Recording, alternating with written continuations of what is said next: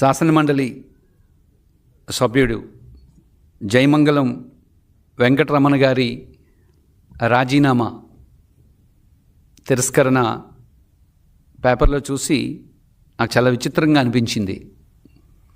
ఒక ప్రజాస్వామ్య దేశంలో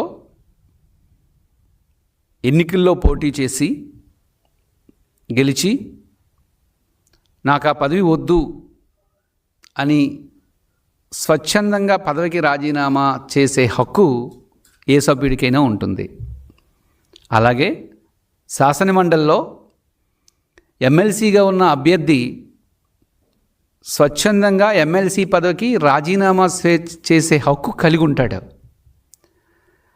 ఈ జయమంగళం వెంకటరమణ గారు మరికొంతమంది సభ్యులు మర్రి రాజశేఖర్ గారు కానీ, పోతుల సునీత మేడం గారు కానీ, పద్మశ్రీ మేడం గారు కానీ, రాజశేఖర్ గారు కానీ, వీరందరూ కూడా వైసీపీ పార్టీకి రాజీనామా చేశారు. ఎమ్మెల్సీగా కూడా రాజీనామాను అందించారు.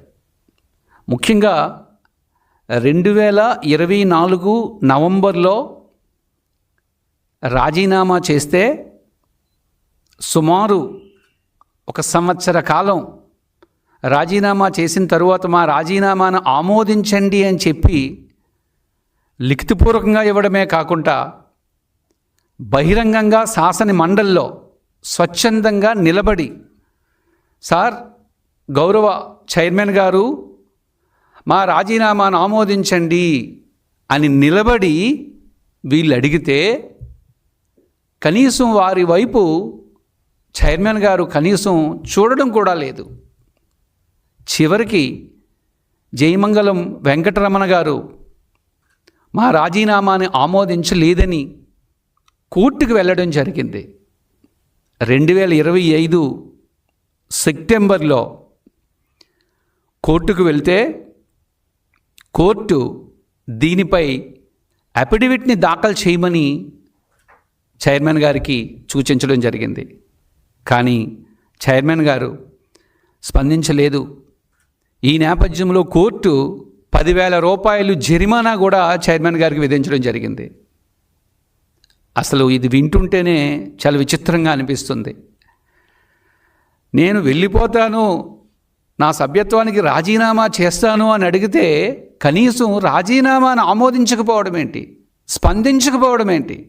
లిఖితపూర్వకంగా అడిగారు, బహిరంగంగా సభలో అడుగుతున్నారు, అయినా స్పందించకపోవడం ఏంటి? ఎవరి హక్కులు కాపాడడానికి మీరు ఈ చర్యకు పాల్పడుతున్నారు? అసలు ఎక్కడైనా సరే ఒక కోర్టు చైర్మన్కి 10,000 రూపాయలు జరిమానా విధించే సందర్భాలు ఎక్కడైనా మనం విన్నామా? ఎంతో హుందాగా ఉండే ఆ చైర్మన్ పదవికి అది కళంకం కాదా? చాలా దారుణంగా ఉంది అది వింటుంటేనే మాకు. నిజానికి ఈ సభ్యులందరూ ఎన్నోసార్లు నిలబడి మా రాజీనామాను ఆమోదించండి అని అడిగినప్పటికీ ఎందుకు చైర్మన్ గారు రాజీనామాను ఆమోదించటం లేదు? ఎవరి ప్రయోజనాలు కాపాడడం కోసం మీరు చూస్తున్నారు? అదే మాకు అర్థం కావటం లేదు. చైర్మన్ గారు వారి ప్రవర్తన చాలా హుందాగా అనిపించేది మొదట్లో. అలా క్రమక్రమంగా చైర్మన్ గారు ఆ సీటుకి కళంకాన్ని తీసుకొస్తున్నారేమో అని మాకు అనిపిస్తుంది. ఈ సందర్భంలో ఒక ఉదాహరణ చెప్పాలి. 2008లో UPA 2 ప్రభుత్వం అధికారంలో ఉన్నప్పుడు అమెరికాకు సంబంధించి న్యూక్లియర్ డీల్ అనే అంశంపై ఓ వివాదం వచ్చినప్పుడు ఆ రోజు కమ్యూనిస్ట్ పార్టీలు, వామపక్షాలు కాంగ్రెస్కి మద్దతును ఉపసంహరించుకున్నాయి. అలా ఉపసంహరించుకున్నప్పుడు అప్పటి స్పీకర్ అయిన సోమనాథ్ చటర్జీ గారిని తమను కూడా పదవికి రాజీనామా చేయమని అడిగాయి. అయినప్పటికీ 10 సార్లు పశ్చిమ బెంగాల్ నుంచి ఎంపీగా ఎన్నికైన సోమనాథ్ చటర్జీ గారు ఆ స్పీకర్ పదవికి వన్నె తెస్తూ, గౌరవాన్ని పెంచుతూ, స్పీకర్ పదవి అనేది రాజకీయాలతో సంబంధం లేని పదవి, రాజకీయాలకు అతీతమైన పదవి అని భావించి పార్టీ వారు చెప్పినట్టు వినుకుంటా ఆ స్పీకర్ పదవికి వన్నె తెచ్చి ఈరోజు భారతదేశ చరిత్రలో స్పీకర్ అంటే సోమనాథ్ చటర్జీ గారు గుర్తుకొచ్చేలాగా వ్యవహరించారు. అంటే ఎటువంటి పక్షపాతానికి పోలేదు ఆయన. బట్ ఈరోజు చూస్తే ఆంధ్రప్రదేశ్ రాష్ట్రంలో శాసనమండలి చైర్మన్ గారి ప్రవర్తన చూస్తుంటే, సభ్యులు రాజీనామా చేస్తుంటే వారి రాజీనామాను ఎందుకు ఆమోదించట్లేదని అడుగుతున్నాం. ఎవరి ప్రయోజనాల కోసం మీరు ఆమోదించట్లేదు? అఫ్కోర్స్ మీరు వైసీపీ పార్టీ నుంచి ఎమ్మెల్సీగా గెలిచి ఉండవచ్చు, లేదా మీ పార్టీ నాయకుడు మిమ్మల్ని చైర్మన్గా ఆ సీట్లో కూర్చొని పెట్టి ఉండవచ్చు.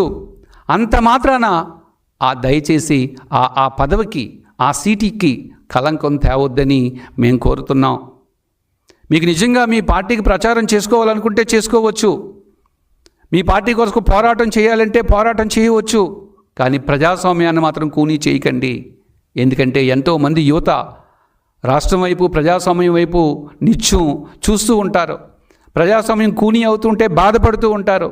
ఒక సభ్యుడు రాజీనామా చేస్తే సహేతుకమైన కారణం లేకపోవడం వల్ల నేను తిరస్కరిస్తున్నానని మీరు చెప్తున్నారు. ఏంటి ఆ సహేతుకమైన కారణం? అసలు మీ తిరస్కరణలో ఉన్న సహేతుకత ఏది? ఏ రీజన్తో మీరు తిరస్కరిస్తున్నారని చెప్పి ఈరోజు మేము మిమ్మల్ని ప్రశ్నిస్తున్నాం.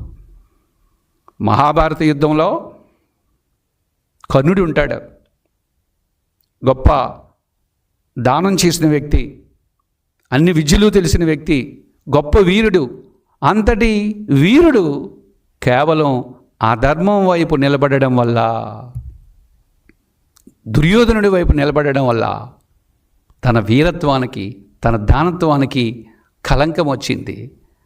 ఈరోజు మహాభారత యుద్ధంలో ఆయన అప్రతిష్ట పాలు, ఆయన కీర్తి, ఆయన ప్రతిష్టలు మొత్తం పాడైపోయాయంటే కారణం ఒకే ఒక్క కారణం, ఆయన అధర్మం వైపు నిలబడడమే.